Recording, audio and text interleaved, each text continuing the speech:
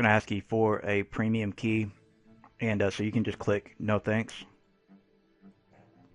Okay, let's go back over to WordFence all options.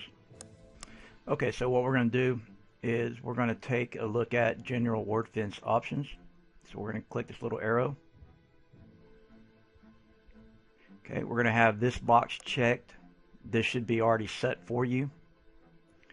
We're going to check this box. The next one, we have that unchecked. And these two should be checked.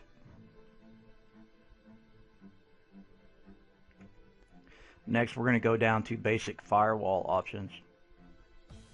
Now, what we're going to do is click this button to optimize the WordFence firewall for your site. Now, what happens is WordFence edits your htaccess file as part of the security methods that it uses. So, what it's going to do is have you download a backup of your htaccess file.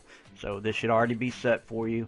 If you have any, you shouldn't have any problems or anything like that. If you do, it will let you know, and you can click here for help if you have any option or problems. So you go ahead and download your backup of your htaccess file. Okay, and then you'll click continue. Then you just click close. Now what will happen is the firewall will start in learning mode. So basically it's kind of learning your site. It's learning what is normal and what's not normal, and then it will automatically sets a date to go into full protection mode. Now, what it does, it sets a date that's reasonable that it should stay in learning mode. So you can usually keep this set to the date that it sets, okay, and then it will automatically turn on to full protection mode. Next, we're going to go to the next area, which is advanced firewall options. Now, if you want to, you can whitelist your IP address so that you don't accidentally get blocked or something like that.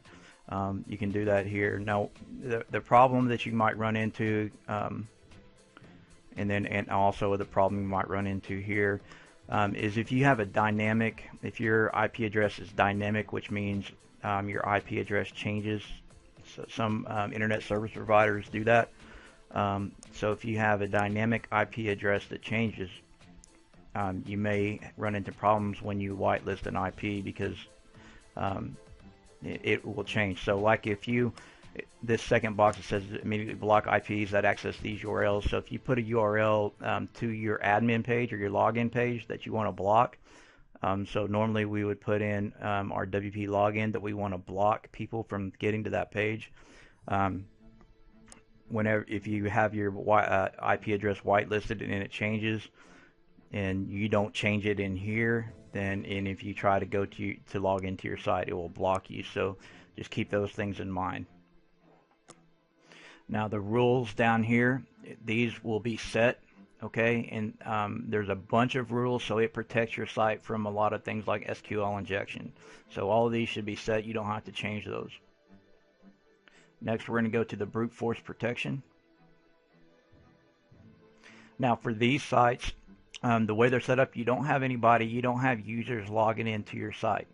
The way they are set up now if you add some kind of plugin or something that does have people logging into your site as a subscriber, then you may want to come back and change these. But right now you don't have anybody logging into your site except you. So you want to set the login failures to a low, 1 or 2, and set the lockout after how many forgot password attempts to 1 or 2. And like I said, these will change depending on what type of site that you're running. Okay, so this particular site, you don't have anybody logging in. So I usually keep this checked to immediately lock out invalid username. So if somebody, including yourself, if tries to log in to your site and they put in the wrong username, it blocks them immediately. So when you check this, make sure that you're using the right username whenever you're logging in, because if you put in the wrong username, it will block you. I always keep this checked, and I just make sure that I'm using the right username. Now this next box is talking about people, if they find your login page and they try to log in with if your username is not admin, and it shouldn't be, With your sites here, your username is not admin. So if you wanted to put in admin here, and that was already set, but if you want to put in super admin, put in your domain name so that if people try to log in with these usernames, it will automatically block them. Okay, this should be checked. Additional options, these should all be checked. Now, rate limiting, so if we go ahead and put that down, I usually have this checked to immediately block fake Google crawlers. This keeps the load down on your site. And this rate limiting is all designed to optimize your site and keep you from having server issues. Okay, these are things that can take down your server, and this will optimize it. So if you ever hear your hosting provider, one of their technicians say that you need to optimize your WordPress sites, this is one of the things that they're talking about. Okay,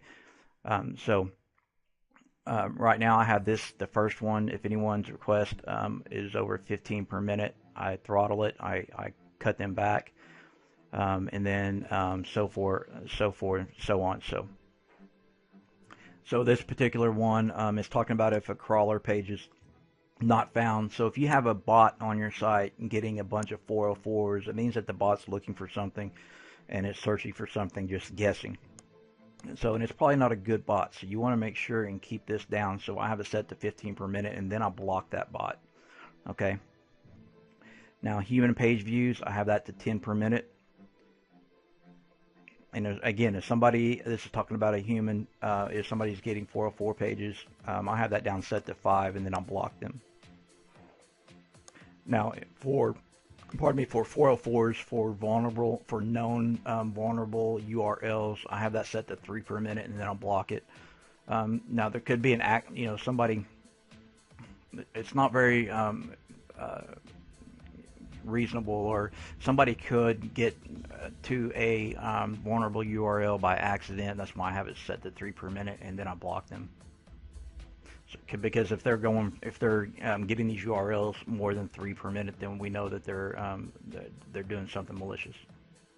Okay, you want to keep this box set. WordFence automatically sets this for you. Whitelisted URLs. This is a situation where if you have something on your site that that people are trying to access, that you want people to access, or they're needing to access, sometimes WordFence will block it, just by accident, just because it's being overprotective. So if you have something like, for instance, I have our support desk. Sometimes WordFence will block people's requests to a support desk or things like that. So if you have that issue on your site, you can whitelist the URL. So right now you shouldn't have to put anything in on these sites.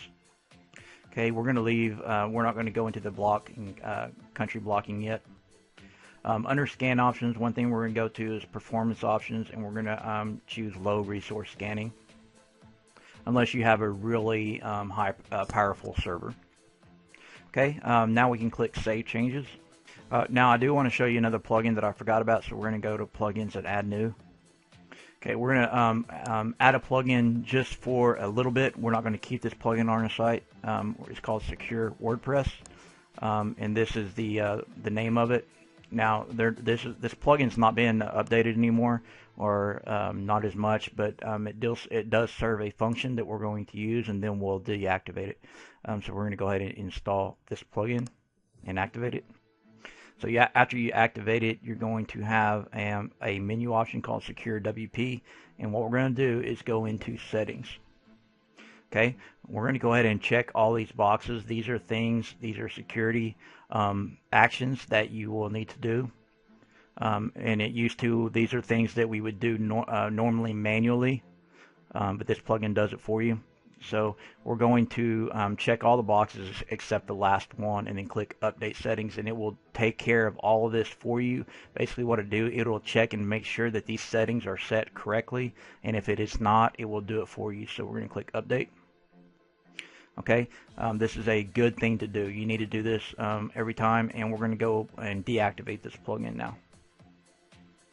The reason why we deactivate this plugin is because it does have a it will automatically scan your site sometimes, and it has a live traffic option, and it will actually sometimes it can corrupt your database, and it starts adding a lot of tables to your database and corrupt it. So that's why we deactivate it, because we don't need those options.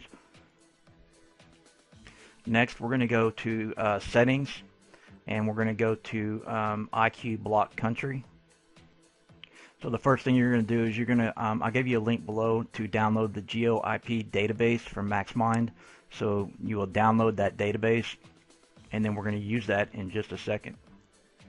Now we're going to log into your cPanel. We need to upload that database. Now there is an option for an API key where you don't have to do this, but it's not free. So this is a free way to do it, and it's really easy. So we're just going to go into our file manager. Now you just want to find the folder that has your domain for the domain that you're working on. We're going to go into WP content, and we're going to go into uploads, and now we're going to click upload here. We're going to click upload in your file manager. Okay, now we're going to click select, and we're going to go and upload that geo database that you just downloaded. The file will actually say geoip.dat. Okay, so once that's uploaded, we're just going to click this link. Okay, now you should see that file. It's in a zip folder, so what we need to do is extract it. So we're just going to click this once, left click, and then we're going to choose extract up here, or you can click right click and choose extract, and then click extract files. Click close. Now we're going to choose reload, or click reload. Now you'll see that it has changed the file type. Okay, and that's all you need to do. Now we're going to go over to where it says backend here. Okay, we're going to check this first box. Now this is talking about blocking. Who do you want to block? People from what countries do you want to block from the back end of your site? So you want to block everybody except yourself. Okay, so what we're going to do is here where it says choose who should be blocked from visiting your back end, we're going to switch this around. So where it says choose country, you're going to choose the country where you're from.